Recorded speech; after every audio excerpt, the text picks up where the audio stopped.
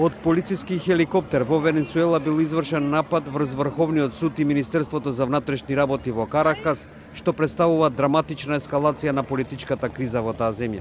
Од хеликоптерот беа истрелани неколку рафали и фрлени неколку гранати врз зградата во моментот кога таму се одржувале состаноци.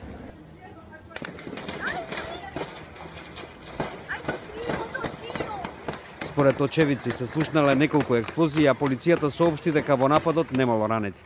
Веднаш потоа владата се огласи соопштение во кое се наведува дека хеликоптерот бил украден од полицискиот пилот Оскар Перес, кој себе си се прогласи за бунтовник против Мадуро.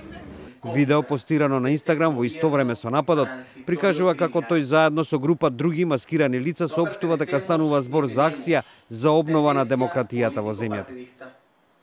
Somos nacionalistas, patriotas e institucionalistas. Este combate no es con el resto de las fuerzas de seguridad de Estado. Es en contra de la impunidad impuesta por este gobierno.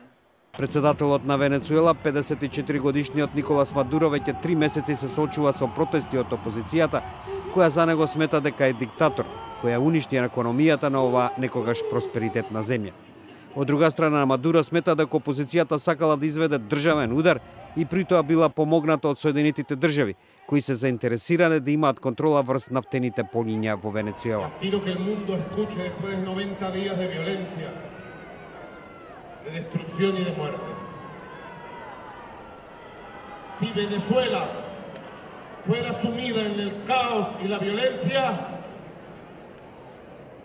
y fuera destruida la revolución bolivariana, nosotros iríamos al combate. Nosotros jamás nos rendiríamos.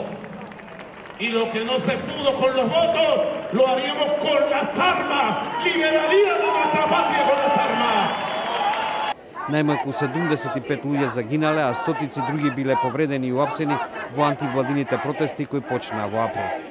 Демонстрантите бараат општи избори, мерки за запирање на економската криза, слобода на затворените опозицијски активисти и независен парламент.